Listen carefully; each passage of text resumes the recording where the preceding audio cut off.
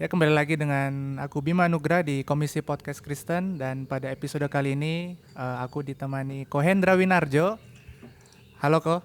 Halo Bima, senang sekali. Iya.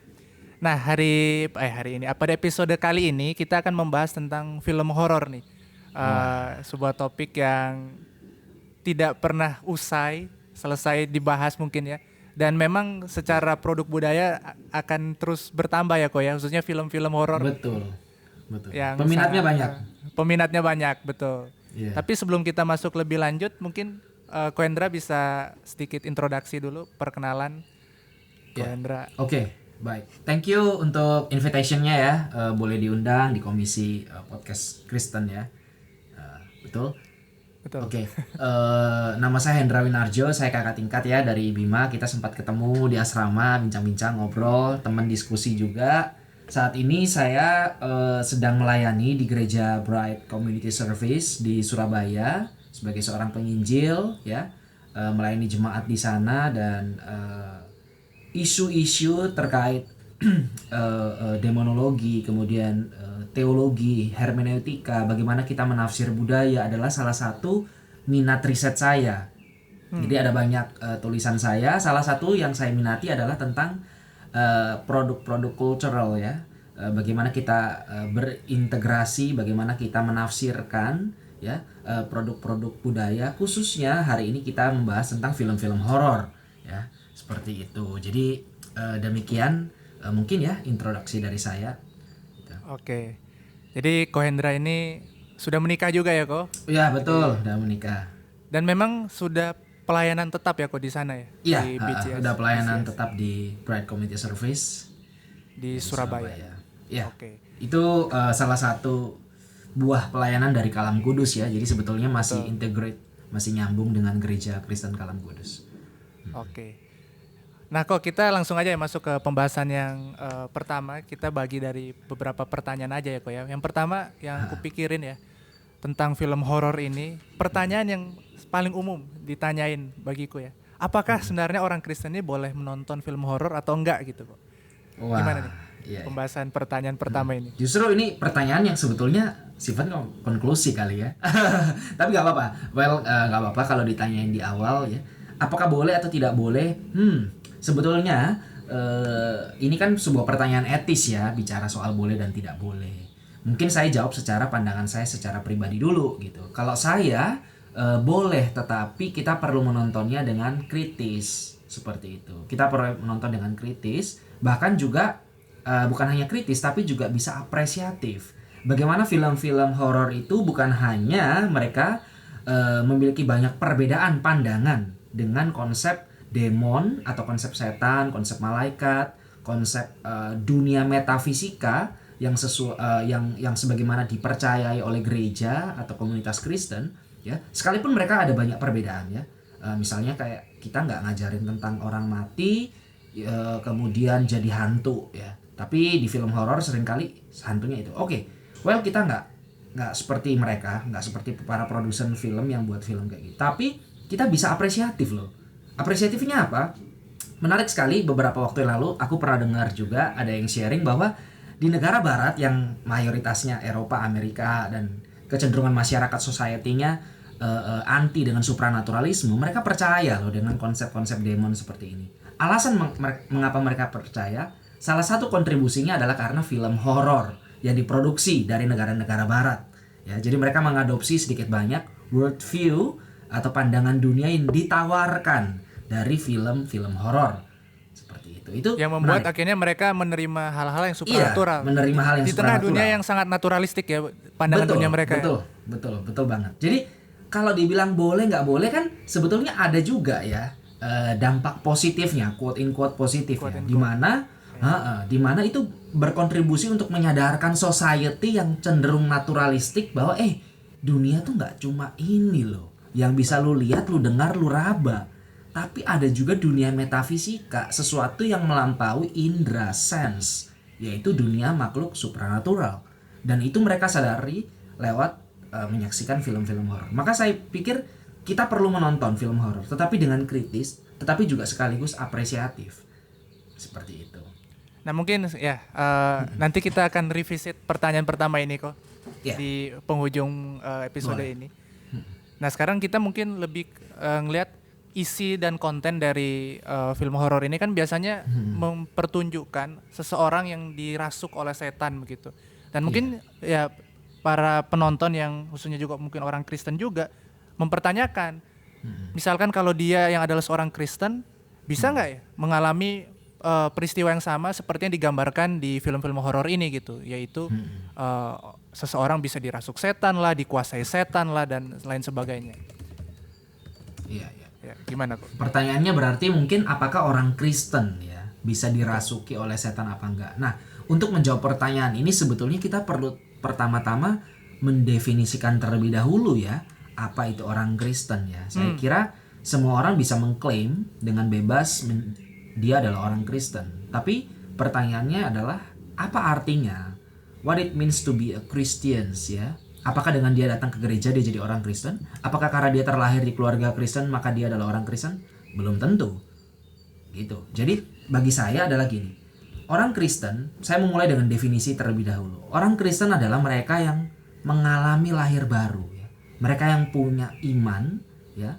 Mereka mendapatkan karunia untuk percaya pada Yesus sebagai satu-satunya Tuhan dan juru selamat. Mereka beralih dari kehidupan yang gelap menuju ke kehidupan yang terang. Mengalami proses sanctification, pengudusan hidup, hingga nanti mereka akan mengalami glorification bersama Kristus. Nah, itu mungkin sedikit summarize ya, sedikit ringkasan apa artinya menjadi orang Kristen ya. Dimulai dengan iman ya, dan iman yang sungguh-sungguh mereka hidupi. Dimulai dari anugerah Allah yang menyelamatkan. Nah, kalau kita percaya atau kita terima definisi orang Kristen ini adalah mereka yang didiami Roh Kudus, mereka yang percaya pada Kristus, maka sebetulnya orang Kristen tidak mungkin bisa dirasuk oleh roh-roh halus atau demon possession seperti ditampilkan di dalam film Conjuring, film-film terkenal lainnya, film-film horor ya. Itu nggak bakal bisa. Salah satu misalnya saya kutip aja dari ayat 1 Korintus ya. 1 Korintus 3 pasal 16 sampai 17 di mana Paulus mencatat bahwa kita believers atau orang Kristen itu adalah temple of God. Kita adalah bait Allah. Mana mungkin sih bait Allah itu ya bisa didiami oleh Roh Kudus sekaligus juga didiami oleh roh jahat. Itu kan impossible kayak gitu. Nah, misalnya dalam 1 Korintus 3 ayat 16 dikatakan di sana, tidak tahukah kamu, maksudnya adalah orang jemaat Korintus, orang Kristen ya, bahwa kamu adalah bait Allah dan bahwa roh Allah diam di dalam kamu. Jika ada orang yang membinasakan bait Allah. Jadi ini kan ceritanya gini. Jika ada orang yang mau membunuh atau membinasakan, mengontrol, menguasai, menghilangkan kamu manusia maksudnya sebagai orang Kristen, maka Allah akan membinasakan dia. Sebab bait Allah adalah kudus. Kudus dalam pengertian dipisahkan. Kita orang Kristen adalah orang yang didiami Roh Kudus, dipisahkan dari orang-orang yang lain. Dan bait Allah ialah kamu, kata Paulus. Ini bukan bicara soal bait Allah sebagai building, bangunan, tapi bicara soal kita, believers, sebagai orang Kristen. Di mana kita percaya Yesus, Roh Kudus ada di dalam kita. Masa iya sih Allah tidak membinasakan ya roh-roh jahat yang mau mendiami juga tubuh kita. Ya. Jadi di sini perlu clear, orang Kristen tidak bisa dirasuk oleh setan. Tetapi orang Kristen yang saya maksudkan di sini adalah mereka yang didiami oleh Roh Kudus, yang percaya pada Kristus tentunya. Nah, tapi mungkin pertanyaannya gini kali ya Bim ya. Kalau didiami, dirasuk, kan nggak bisa. Tapi bisa nggak sih kalau misalnya mereka diganggu atau di-influence, diberikan pengaruh? Itu saya kira bisa. Ya. Dan Alkitab banyak kali bicara untuk kita berwaspada dengan kuasa-kuasa jahat. Kita berwaspada dengan roh-roh di udara, dengan penguasa-penguasa di dunia ini, di mana penguasanya bukan hanya penguasa pemerintah kita saja, tetapi juga kita harus mengakui bahwa roh jahat punya kuasa. Dan kita perlu untuk waspada dalam hal ini. Mereka bisa sewaktu-waktu menyeret kita lengah, jatuh dalam pencobaan, jatuh di dalam dosa. seperti itu. Iya. Kalau aku tambahin juga ya kok dari 1 Yohanes boleh. 4:4. Di sana dikatakan kamu berasal dari Allah anak-anakku dan kamu telah mengalahkan nabi-nabi palsu itu sebab roh kata roh di situ roh huruf besar ya, Roh Kudus Roh yang ada Kudus. dalam kamu lebih besar daripada roh yang ada di dalam dunia ini. Dan kalau kita lihat secara teologis memang kalau Allah yang berdiam di dalam diri kita itu kan dia bukan Allah yang lemah ya, tapi dia itu overpower loh dibandingkan Betul. Dan dia dibandingkan empowering roh-roh kita. jahat, roh-roh Of jahat course. di Betul. luar kita gitu. Jadi mungkin ini ya, ada mungkin pandangan yang menganggap bahwa kekuatan yang ada di dunia ini seimbang gitu kok, seolah-olah Allah seimbang dengan roh jahat ini sehingga ketika dia masuk itu Allah sedang kalah gitu. Betul. Tapi mungkin pandangan kita tentang Allah kita perlu lihat juga bahwa Revisit. iya, bahwa Allah itu overpower loh. Dia terlalu OP kalau ngelawan si iblis ini. Iblis ini Betul. nggak ada tandingannya sama sekali gitu. Iya. Nah kalau kayak gitu ya nggak mungkin Allah Roh Kudus yang mendiami orang Kristen sejati itu dikalahkan dan akhirnya orang Kristen itu dirasuk oleh setan. Iya, betul. Dan kalau ini pinjam istilah dari Gordon Fee ya, seorang penulis Perjanjian Baru, dia bilang Roh Kudus itu adalah God's empowering presence. Allah yang memampukan, seperti itu. Kuasa Allah yang memampukan kita. Mana mungkin bahwa Roh Kudus itu mendiami kita, kemudian kita itu sampai bisa dirasuk, katakanlah ya, mengalami manifestasi demonik ya. Misalnya kayak yang saya tahu nih ya, seperti kayak orang gila, kehilangan kesadaran, kemudian melakukan sebuah tindakan yang irasional, bahkan melukai diri sendiri dan seterusnya. Itu saya kira nggak mungkin ya bait Allah kita bisa sampai sebegitunya dibuat oleh iblis. Nah jadi bagi saya benar tadi yang dikatakan oleh Bima ya dalam 1 Yohanes ya pasal 3 tadi ya Bim ya. 4 ayat Bahwa roh 4. di dalam diri ayat 4 ya. Bahwa roh di dalam diri kita, Roh Kudus itu jauh lebih besar sebetulnya daripada roh-roh yang ada di dunia ini. Seperti itu. Pandangan yang berusaha mensejajarkan, melihat kuasa Allah dengan kuasa roh-roh yang lain itu setara, saya kira itu bukan datang dari Alkitab ya. Kalau kita kembali kepada Alkitab, maka dikatakan roh Allah itu lebih besar sebetulnya daripada roh-roh yang lain. Alkitab tidak mengatakan roh yang lain itu tidak punya kuasa. No, Betul, punya iya, betul. kuasa, tetapi nggak bisa mengalahkan kuasa Iya. dari roh Allah. Seperti itu. Nah, jadi ya kalau misalkan Gitu sih. tetap terjadi sebuah fenomena di dalam ya entah itu film horor atau di dalam dunia nyata ketika ada orang yang mengaku Kristen tetapi ternyata kita lihat dia ini dirasuk setan gitu. Berarti pertanyaannya bukan apakah bisa atau enggak, tapi sebenarnya apakah orang ini benar-benar orang Kristen yang didiami Roh Kudus atau tidak? Apa bisa bilang gitu ya, Kak? Iya, betul. Jadi yang pertama bisa kita lakukan, ya satu sisi memang betul kita perlu mendoakan orang yang kerasukan setan, orang quote in quote orang Kristen yang kerasukan. Dia mengaku diri sebagai orang Kristen dan dia kerasukan. Kita perlu mendoakan dia dan seterusnya. Kita perlu melakukan sebuah pelayanan, katakanlah mendoakan, bahkan bisa lebih jauh ya, interaksi dengan dia kalau waktu dia tidak sedang mengalami manifestasi dari kuasa demonik ya. Kita bisa melakukan itu semua, tapi satu hal yang perlu kita lakukan dan harus kita lakukan adalah kita perlu memvalidasi imannya. Kita harus ya membuat dia itu sungguh-sungguh percaya akan Injil dan kuasa dari Roh Kudus lah yang dengan sendirinya secara natural ya akan memampukan dia sebetulnya untuk apa? Untuk tidak lagi dipengaruhi oleh kuasa kegelapan. Orang yang kalau saya kira sudah didiami Roh Kudus, bukan hanya mereka tidak bisa didiami oleh kuasa kegelapan, tapi mereka juga udah gak tertarik lagi sih sebetulnya dengan kuasa-kuasa kegelapan. Seringkali cerita-cerita yang saya dengar orang yang kerasukan itu karena adanya hubungan kontak. Entah itu generasi di atas dia atau dianya sendiri. Seperti itu. Yang melakukan hubungan dengan roh jahat. Saya kira saya punya pengalaman juga ya menemukan orang-orang yang datang ke gereja ya, yang mengaku diri sebagai orang Kristen, tetapi mereka masih mengandalkan kuasa dari roh-roh yang lain. Dan sedikit banyak saya lihat mereka ada yang memberikan kesaksian pernah melihat hantu. Ini baru kita bicara soal melihat hantu loh ya. Bahkan lebih jauh lagi, bukan hanya melihat hantu ya atau roh jahat gitu. Mereka katanya bisa mengalami kerasukan seperti itu, tidak sadarkan diri dan seterusnya. Saya kira ini yang perlu kita pastikan ya. Apakah dia sungguh-sungguh nggak di dalam Tuhan seperti itu? Oke. Itu Tapi sih. iya, aku sangat setuju ya melihat itu, bahwa kita perlu melakukan pelayanan Injil itu ya, kok ya, Iya. kepada orang-orang Kita yang perlu meyakinkan Betul. mereka akan kuasa daripada Injil. Tapi dalam konteks kita melihat film horor, ya kita bisa Iya. pakai theological framework tadi ya, melihat Betul. misalkan film horor itu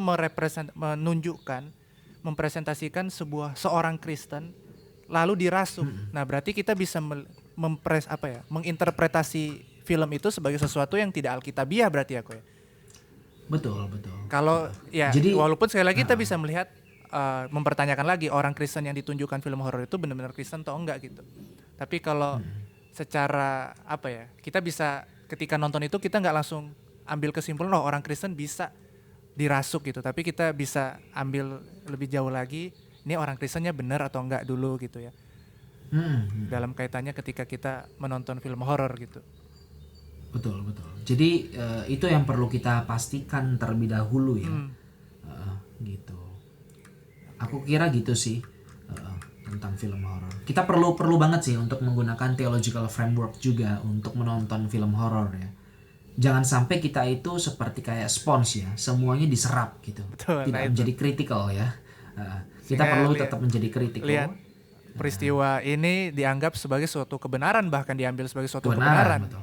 Karena ada embel-embel, ya misalkan banyak kan film horor gitu menggunakan religious ya simbol lah atau Iya, apalah betul. gitu ya untuk menjual kan Misalnya sebenarnya. kayak iya, misalnya seperti kayak ini ya, mungkin kita sering dengar pakai sering lihat ya pakai salib gitu ya. Iya. Pertanyaannya kan lebih jauh adalah emang kalau salib ini saya pakai untuk saya tunjukkan ke orang yang mengalami kerasukan setan, apakah memang pasti ya akan keluar gitu roh jahat? Kan juga belum tentu seperti itu. Iya.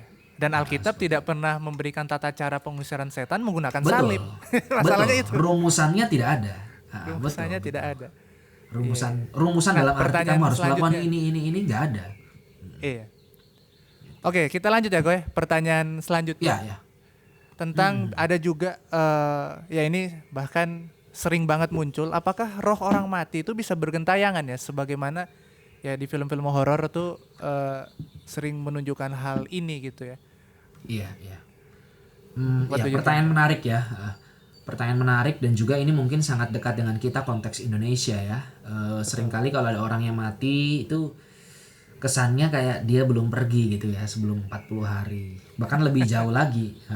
Ada yang juga kita pernah dengar kesaksian, wah semalam saya lihat katakanlah kalau yang meninggal adalah orang tuanya gitu, anaknya mungkin bisa memberikan kesaksian, wah semalam saya lihat roh mama saya gitu, dia masih belum tenang loh, mungkin mau bilang sesuatu ke saya dan seterusnya. Nah saya kira itu satu pandangan cultural belief ya dari masyarakat Asia khususnya yang percaya roh-roh orang yang sudah mati itu belum terpisah sepenuhnya dengan dunia kita hari ini, saat ini, here and now. Saya kira kalau kita kembali kepada Alkitab, maka Alkitab tidak menunjukkan pandangan seperti itu. Justru sebaliknya, Alkitab menunjukkan kepada kita bahwa orang yang sudah mati, maka dia akan terpisah sebetulnya dengan kehidupan kita. Ya, akan terpisah dari kehidupan kita yang here and now di bumi saat ini. Seperti itu. Di mana orang yang mati, apakah dia akan berdiam bersama dengan Kristus di surga, atau sebaliknya dia akan mengalami ya murka Allah, keadilan Allah yang akan menuntut tanggung jawab atas dosa dia selama ini ketika ia hidup. Seperti itu. Dan ketika seseorang meninggal itu sifatnya instan ya kok ya, berpindah alam gitu ya. Iya, Jadi tidak betul. ada waktu interval di mana dia masih bisa bergentayangan di dunia gitu ya, Iya, seolah-olah ya mati tidak langsung pergi ke surga atau neraka itu gitu. betul, betul, betul, betul. Dan itulah yang digambarkan oleh film-film horor ini ya, seolah-olah seorang yang sudah meninggal dia masih punya kesempatan untuk bergentayangan, bahkan kalau dilihat dari penggambaran film-film horor bukan hanya bergentayangan tapi mereka seolah-olah punya kekuatan super gitu ya kok ya, Betul. bisa menakut-nakuti, bahkan kalau aku baca paper Kohendra film pocong itu bahkan bisa membunuh ya kok ya. Iya, jadi pocong itu kan dipercayai sebagai orang mati yang kemudian dia menjadi hantu gitu ya. Dan penampakannya ya seperti waktu dia dikubur itu ya, dengan tali, dengan apa? Iya, kain kafan. Kain kafan warna putih sambil lompat-lompat karena kakinya diikat seperti itu. Nah, jadi eh, pocong itu sebetulnya satu gambaran ya, satu apa ya? Produk film pocong ya saya bilang ya. Itu suatu produk kebudayaan di mana masyarakat kita ternyata percaya loh bahwa orang-orang mati itu tidak langsung mengalami dua keadaan tadi yang kita sebutkan, di mana dia bersama dengan Kristus kalau dia orang percaya, atau sebaliknya dia yang melawan Allah selama ia hidup akan berada di dalam tempat penghukuman ya. Jadi karena film tidak memiliki pandangan eskatologi seperti itu, maka wajar kita bisa maklumi quote in quote film-film horor itu suka pakai hantunya tuh roh gentayangan ya. Seringkali yang saya temukan roh gentayangan maksudnya orang yang mati kemudian dia rohnya gentayangan gitu. Jadi bukan literally hantu seperti yang digambarkan di dalam Alkitab, tapi dari manusia. Jadi dari manusia, manusianya mati, si A-nya mati, kemudian dia rohnya gentayangan dan jadi hantu seperti itu. Kalau kita lihat juga di animasi SpongeBob itu digambarkan dari karakter Flying Dutchman ya. Flying Dutchman, betul. Itu kan Seorang bajak ceritanya laut. tenggelam ya. Bajak laut tenggelam, misinya belum terselesaikan ya di Iya. dunia ini. Iya. Seolah-olah ada ekstensi kehidupan. Betul. Ya. Tapi menariknya ya kok ya, film-film seperti ini ya, bahkan animasi SpongeBob itu ada unsur demonologinya ya. Entah, Betul. aku juga baru Iya. mikir sampai sekarang sejauh ini kenapa ya bisa sedetil itu, dan mereka seperti concern juga, atau nggak tahu ya, mungkin demi menjual si filmnya itu mereka memasukkan unsur itu. Apalagi kalau kita tahu dunia barat itu lebih karena dunia yang sangat ini ya sekarang, Iya. postmodern naturalistik begitu ya, yang Iya, tidak percaya betul. hal-hal yang supranatural itu gitu.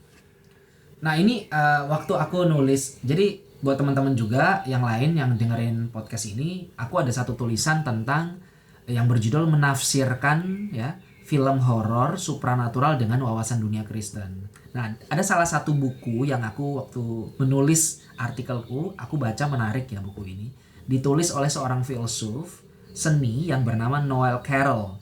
Dia itu nulis buku judulnya The Philosophy of Horror. Nah, di buku itu Noel Carroll ini ngomong gini, manusia itu sebetulnya suka loh dengan hal-hal yang horor. Kenapa? Karena ada semacam paradoks di mana sesuatu yang menyeramkan itu ternyata menyenangkan. Sekali lagi ya, ada semacam Iya, iya. paradoks. Hal-hal yang menyeramkan itu ternyata menyenangkan bagi kehidupan manusia.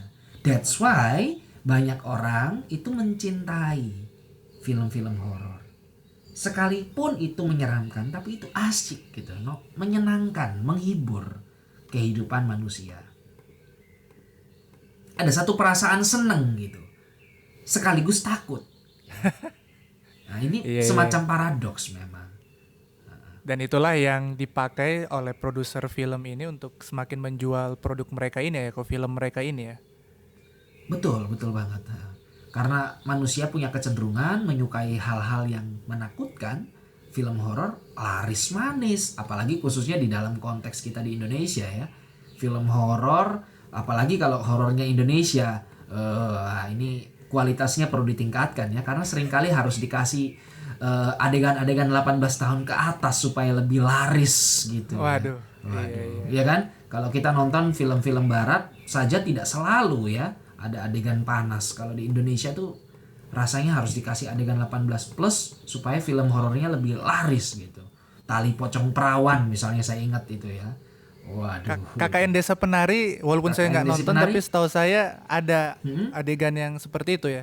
Adegan-adegan gitu ya. Iya, Nah, seperti itu.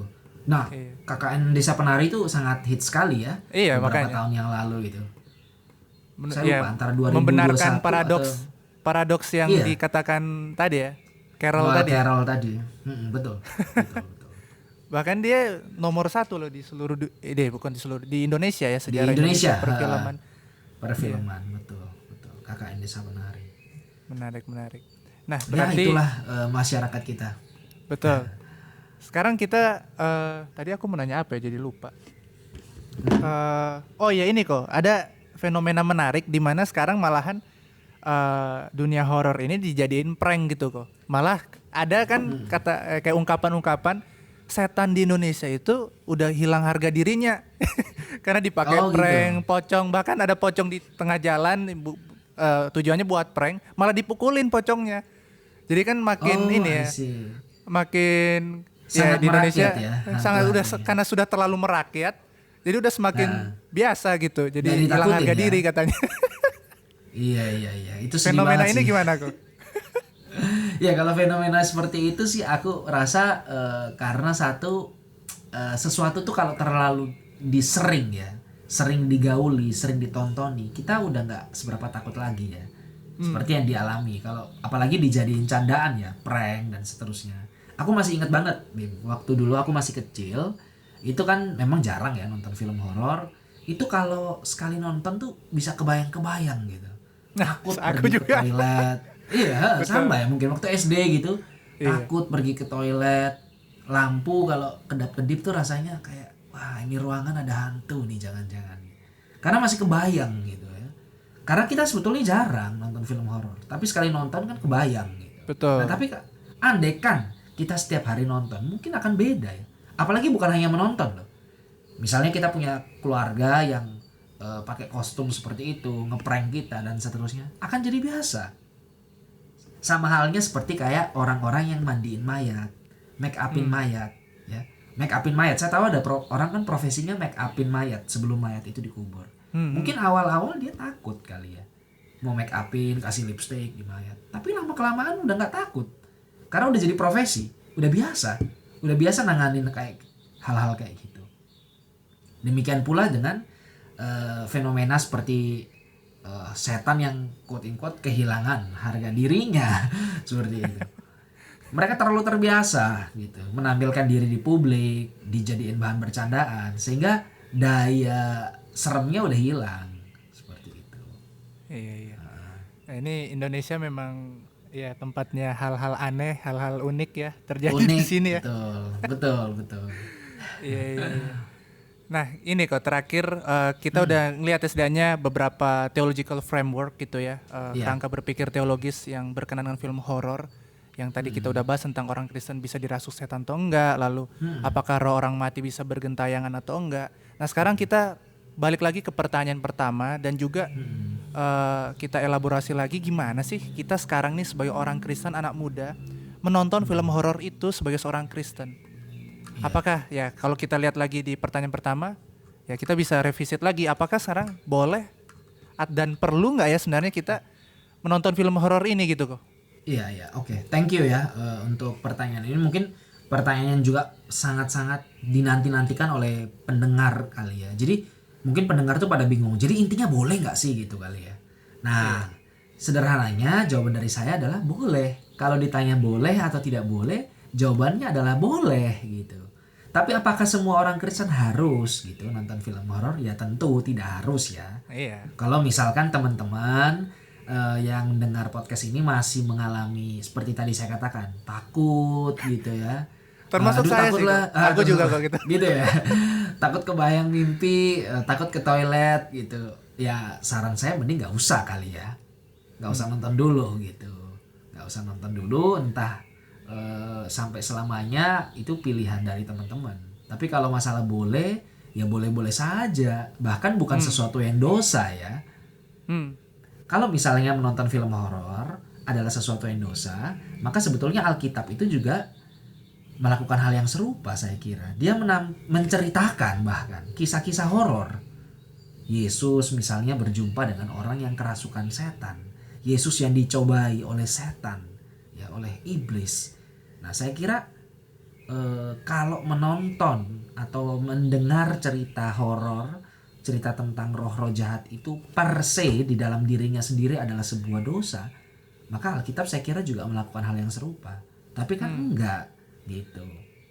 Jadi maka dari itu saya katakan menonton film horor bukan dosa. Boleh, tapi nggak harus teman-teman nonton kayak gitu. Ya kembali Silahkan lagi aja ke pilihan kita masing-masing pilihan gitu ya kita. Pak ya. Ha. Nah, mungkin bagi yang nonton kali ya. Bagi yang Ya, nonton yang nih. nonton gimana nih? Kita nonton Bagi sebagai yang seorang nonton anak kita muda Kristen. nonton sebagai anak muda Kristen, betul. Yang kita apa yang harus kita lakukan? Ya seperti yang di awal saya katakan, kita perlu kritis sekaligus apresiatif. Bagaimana cara kita kritis sekaligus apresiatif adalah dengan kita melihatnya melalui perspektif theological framework kita. Bahwa apa yang kita imani itu sebetulnya memberikan cara pandang. Satu kerangka, satu kacamata untuk kita menonton. Kita akan mengafirmasi sekaligus menegasi. Kita akan menerima sekaligus menolak apa yang ditawarkan, apa yang dikisahkan di dalam film-film horor. Kita mengakui apa yang dikatakan, apa yang diceritakan di dalam film-film horor. Misalnya keberadaan makhluk supranatural. Yes, kita iman Kristen sangat percayakan itu. Dan mengafirmasi itu ya. Betul, Itu salah satu poin yang mengafirmasi bisa itu. kita afirmasi ya dari Betul. film horor. Misalnya di dalam kerangka metanarasi Alkitab, creation, fall, redemption, dan consummation. Kita melihat itu sejak ada di dalam kitab Kejadian. Allah menciptakan segala sesuatu. Include hal-hal yang material dan hal-hal yang immaterial, supranatural. immaterial, betul. Ya, angel. Tapi bukan berarti Allah menciptakan demon di dalam dirinya sendiri gitu ya. Menciptakan malaikat, kemudian yang jatuh ya, the fallen angel, kemudian manusia juga turut jatuh bersama-sama dengan pemberontakan dari si jahat ya, roh-roh kegelapan, kuasa kegelapan. Kemudian kita melihat kembali bahwa Kristus itu menebus umat pilihannya, ya, menebus orang-orang percaya, melahirbarukan mereka, dan kuasa Roh Kudus diberikan, memampukan God's empowering presence kita sebagai people of God untuk bisa menang atas godaan, atas maut, atas kuasa daripada si jahat. Itu dimampukan oleh kuasa Roh Kudus. Nah, film-film horor tidak mungkin menceritakan seperti ini, of course, karena mereka bukan basically bukan rooted in the scripture ya, bukan berakar pada narasi kitab suci, enggak. Seringkali yang terjadi adalah apa? Mereka mix and match. Mereka mengambil beberapa bagian dari kitab suci, misalnya kayak salib ya, simbol-simbol ya. Salib, kemudian in the name of Jesus gitu ya. Darah Dalam nama suci, Tuhan Yesus. kalau di Darah film suci, Falak ya. kalau nggak salah Denan itu. Iya, seperti itu. Jadi mereka mengambil sedikit banyak narasinya, dicampur baurkan dengan konsep-konsep yang sifatnya cultural, temporal, dan spasial. Itulah mengapa kalau kita lihat hantu-hantu dari masing-masing negara, wilayah, daerah pasti beda-beda. Iya, Karena punya satu, kekasannya masing-masing punya ya. kekasan sendiri. Vampirnya orang Tionghoa ya dengan vampirnya orang Barat beda. Vampir Barat, wah kan kayak kerajaan ya, bajunya terus putih, terus kayak Edward Cullen ya, Twilight ya film vampir. Tapi kalau vampir orang Tionghoa kayaknya nggak sekeren itu ya, agak apa ya, kayak old gitu, tradisional sekali pakaiannya dan seterusnya. Nah, saya kira itu karena semua cerita film horor termasuk selalu dibatasi oleh wilayah dan waktu, spasial dan temporal. Semua punya cerita yang berbeda-beda. Nah, semua perbedaan di dalam film horor harus kita lihat sebagai anak muda Kristen. Kita menontonnya dengan kerangka teologi Kristen. Khususnya, saya mengharapkan teman-teman bisa melihatnya dengan kerangka metanarasi, creation, fall, redemption, dan consummation. Di mana betul Allah menciptakan wilayah supranatural dan natural, menciptakan wilayah yang sifatnya roh dan material. Tetapi kita juga perlu ingat bahwa Allah yang diceritakan di dalam Alkitab adalah Allah yang powerful. dia tidak bisa gitu untuk tinggal bersama, ya apalagi di dalam kita manusia bersama dengan iblis sekaligus. Saya kira enggak. Maka kita perlu bijak menontonnya. Kita harus apresiatif, kita sekaligus kritis gitu. Apresiatif tuh maksudnya ikut menonton gitu ya kok?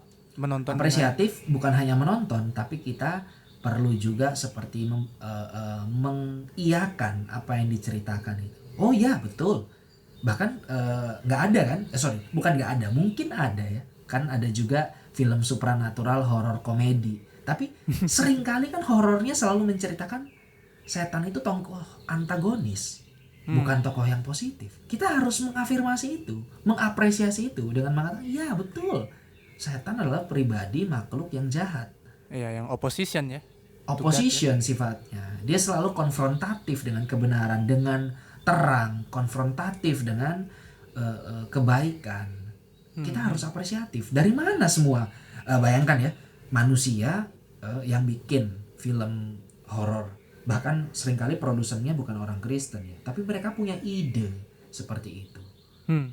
Ada semacam, kalau boleh saya pakai istilah ini ya, benih-benih kebenaran di dalam film-film horor itu yang perlu kita apresiasi dari kacamata kita sebagai orang Kristen. Kita nonton film-film Betul. itu. Nah berarti anak-anak muda Kristen bukan hanya perlu menonton ya, tapi sekali lagi perlu kritis dengan melihat itu semua. Dan akhirnya kalau mereka kritis, kita semua kritis ya, kita akhirnya nggak terima mentah-mentah semua apa yang disampaikan ya kok ya, sebagai menganggap itu sebuah kebenaran.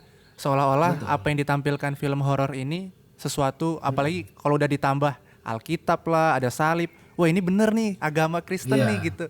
Padahal belum tentu gitu. Kita perlu kritis melihat itu semua. Berarti juga implikasi lainnya ya, anak-anak muda Kristen perlu lebih banyak belajar juga ya kok tentang Alkitab dan teologi Kristen gitu, supaya bisa juga dan kritis juga. Iya, dan satu hal lagi yang mungkin aku perlu tambahkan adalah gini. Seringkali kan konsep demonologi kita itu sumbernya dari cerita-cerita rakyat. Nah cerita itu orang bener, tua setuju kita. kok.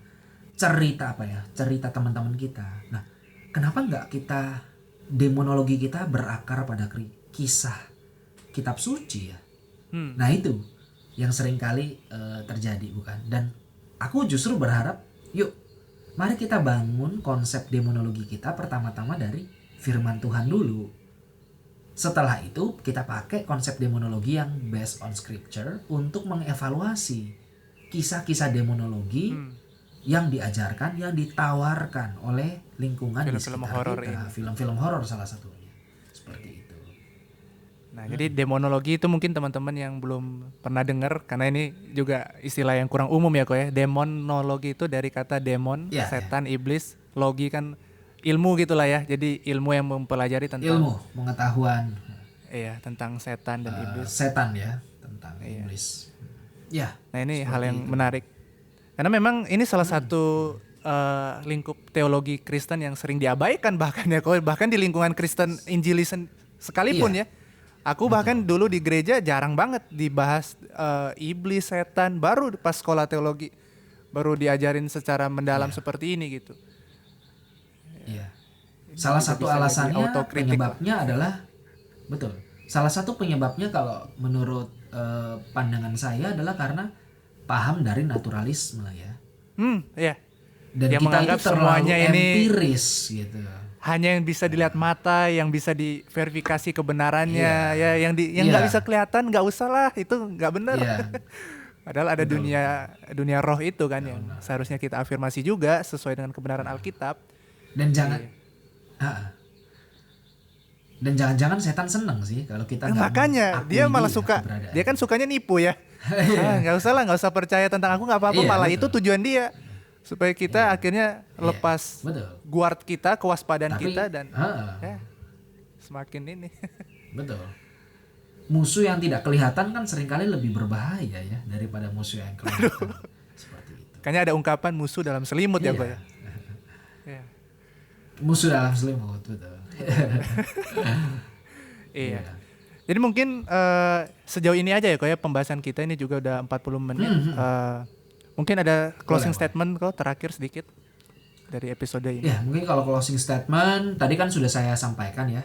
Apakah boleh, tidak boleh? Boleh, boleh banget ya, boleh banget. Apakah harus? Nggak harus sih. Kalau teman-teman punya masalah dengan emosi, masalah dengan mental ketika nonton film horor, sebaiknya jangan. Sebaiknya jangan. Tapi kalau nonton, nontonlah dengan apresiatif sekaligus kritis. Mengiyakan sekaligus menolak apa yang ditawarkan di dalam film horor. Itu saya sedikit review dan tambahan lagi closing adalah jangan pernah puas dengan apa yang teman-teman belajar hari ini. Terus belajar, terus renewing your mind ya, terus berakar pada kitab suci, belajar terus sebagai anak-anak muda Kristen. Mungkin teman-teman yang dengerin podcast ini, kita semua sama-sama berproses, sama-sama belajar.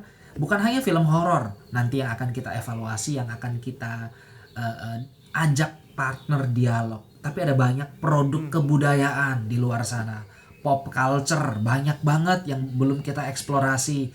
Bagaimana sih kita melihat dengan kisah-kisah kisah-kisah Drakor romantis ya. drakor hari-hari ini ya, saya juga salah satunya suka nonton film. Gimana sih konsep romantis? Ada banyak hal yang belum kita kaji. Yuk saya challenge kita semua untuk kita mengkaji cultural product dari our worldview, Christian worldview. Seperti itu. Oke. Thank you Ya, sekali itu lagi closing Ko Hendra statement. udah bisa memberikan waktu untuk membahas topik ini ya Ko ya, di episode kali ini. Iya. Dan aku Thank akan you sama-sama kasih juga Wim. iya. Jurnal Ko Hendra itu di Jurnal Teologi Pasca ya Ko ya. Iya. Kalau nggak betul. salah ya. Pasca betul. Iya, dengan judul Tahun menafsirkan film kemarin. horor supranatural dengan wawasan dunia Kristen. Jadi teman-teman bisa cek, Iya. klik aja di Google gitu ya, menafsirkan film horor Hendra Winarjo. Nah itu akan keluar di sana artikel penuhnya gitu. Mungkin 2 keyword aja bisa keluar. Hendra horor gitu. Bercanda ya, saya belum coba sih. Oke.